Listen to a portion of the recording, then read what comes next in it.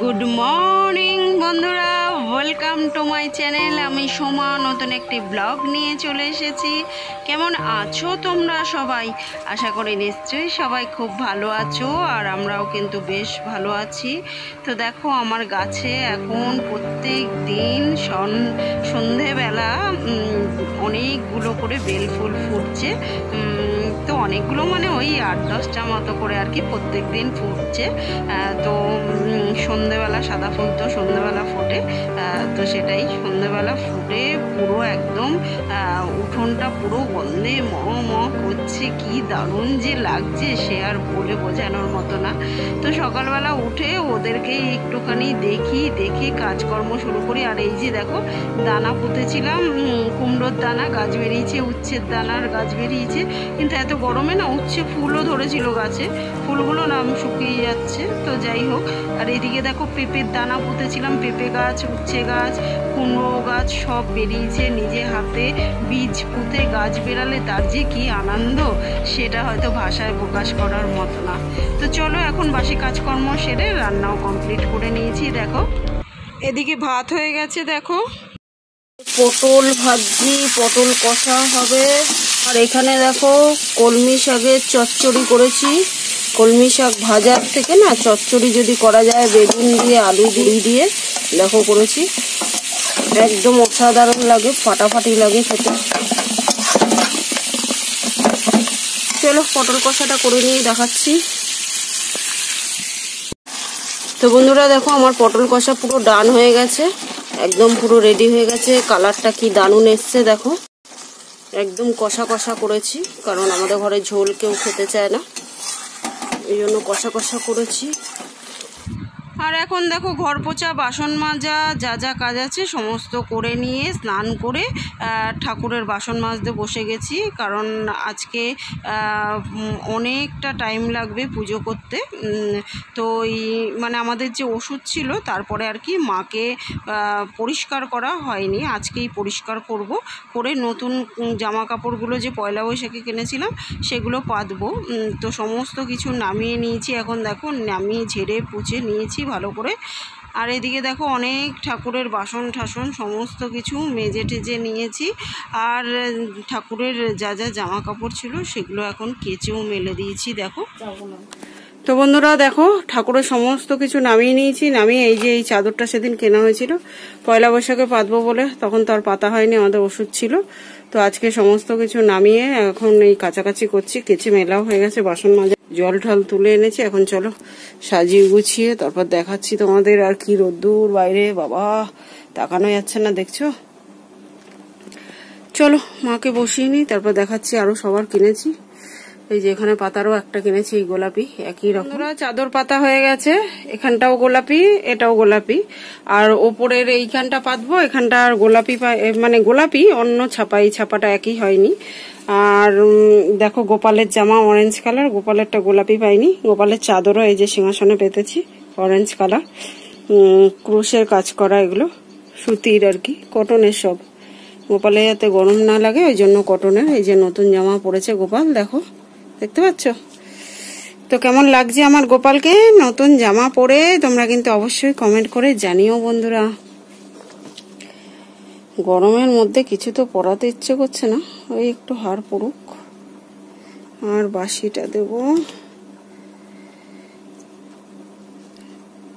এই হচ্ছে আমার গোপাল। তো দেখো বন্ধুরা, আমার গোপালকে সেজে গুজে কেমন লাগছে অবশ্যই কমেন্ট করে জানিও। নতুন জামাটা কেমন হয়েছে আমার গোপালের, গোপু সোনা, ছোট্ট গোপু সোনা। চলো পুজো স্টার্ট করি, অনেক বেলা হয়েছে।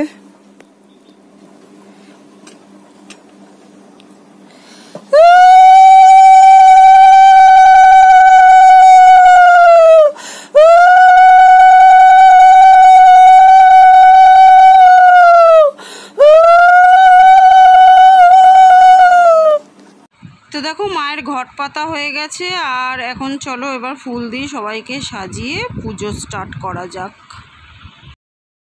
জয় মা সন্তোষী মায় নমঃ, জয় মা সন্তোষী মায় নমঃ, জয় মা সন্তোষী মায় নমঃ। মা গো তো দেখো এখন আমার পুজো দেওয়া কমপ্লিট হয়ে গেছে। সন্তোষী মাকে আসলে শুক্রবার ছাড়া অন্য কোনো বারে হাত দেওয়া যাবে না, ঘরটা নাড়ানো যেত না, তাই এতদিন অপেক্ষায় ছিলাম। বাকি সব ঠাকুরদের তো ধুয়ে মুছে পরিষ্কার করে দিয়ে পুজো করছিলাম, কিন্তু সন্তোষী মার আসনে হাত দেওয়া যাচ্ছিল না। আজকে শুক্রবার একদম সমস্ত কিছু মাজা ঘষা করে জামা কাপড় টাপড় কেচে ভালো করে ঘট পেতে পুজো দিয়ে দিলাম। ওই জন্য আজকে আবার সব নিচে টিচে যা আছে সমস্ত ঠাকুরেরই পাল্টে দিয়েছি। তো সব পাল্টে যেন একটা অদ্ভুত শান্তি ফিল করছি। আসলে সবাইকে পরিষ্কার করেও মাকে পরিষ্কার করা হয়নি এতদিন, তাই একটু কেমন কেমন লাগছিল। আজকে মাকেও পরিষ্কার করে দিয়ে শান্তি। তো দেখো এখন সন্ধে হয়ে গেছে আর বরমশাই চলে এসছে, চাও বসিয়ে দিয়েছি একটুখানি। তো দেখো বন্ধুরা, সংসারে কতগুলো প্রয়োজনীয় জিনিস আনা হলো। এটা একটা সাদা তেল, এটা হচ্ছে কাসুন্দি, আর এটা একটা চানাচুর।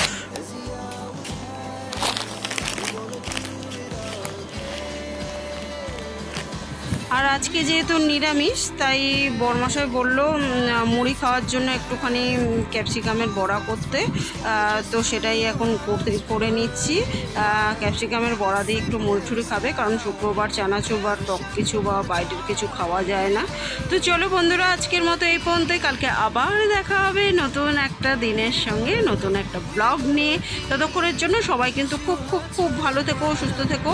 আর আমার ভিডিওগুলো ভালো লাগলে লাইক শেয়ার কমেন্ট করে চ্যানেলটাকে সাবস্ক্রাইব করে দিও। তো আজকের মতো টাটা।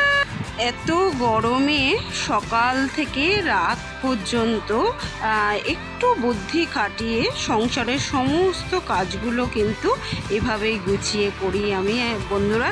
তো দেখো এখন বেসনটাকে একটু ফেটিয়ে নিচ্ছি। অবশ্যই ওর মধ্যে নুন, হলুদ আর গরম তেলটা দিয়েছিলাম, ওটা কোনোভাবে স্কিপ করে গেছে বন্ধুরা। তো গরম তেলটা দিয়ে বেসনটা গুললে যে কোনো বড়া কিন্তু কড়মড়ে কড়মড়ে আর কি হয়। তো তোমরা তো সবাই জানো, যারা জানো না, যারা ছোট ছোট নতুন অনেক বোনেরা আছো যারা জানো না, তাদের জন্য বলে দিলাম। তো দেখো এখন ক্যাপসিকামগুলোও কেটে নিচ্ছি আমি, আর এখন বড়া ভেজে নিয়ে আমরা একটুখানি মুড়ি ঠুড়ি খাবো। আর আমি নুনটা দেখো বন্ধুরা কাচের শিশিতে রেখেছি। সব সময় যেটা ইউজ করি সেটাও কিন্তু ছোট্ট একটা কাচের শিশিতে করেই রাখি। আমি যখন ব্যবহার করি একটু খেয়াল করে দেখবে, যে কোনো মশলা কাচের শিশিতে রাখলে ভালো থাকে। বিশেষ করে নুনটা যদি কাচের শিশিতে রাখা যায় তাহলে মা লক্ষ্মী প্রসন্ন হয়, তাই নুনটা অন্তত আমি কাচের শিশিতেই রাখি। আর চেষ্টা করি বেশিরভাগ জিনিসই মশলা টশলা আর কি কাচের শিশিতে রাখার। তো যেগুলো সম্ভব হয় রাখি, যেগুলো সম্ভব হয় না রাখি না। কিন্তু নুনটা সংসারে আয় উন্নতি বৃদ্ধি করতে হলে, মা লক্ষ্মীকে ধরে রাখতে হলে অবশ্যই কিন্তু কাচের শিশিতে রাখতে হবে। তোমাদের তো বলেছি আমি আমার সংসারের আয় উন্নতি বাড়ার জন্য যা যা করি সেগুলো তোমাদের সঙ্গে শেয়ার করব। তো এটাও শেয়ার করে দিলাম। তো দেখো আমার বড়াগুলো কমপ্লিট হয়ে গেছে। চলো আজকের মতো tata. So guys, see you again in the next video.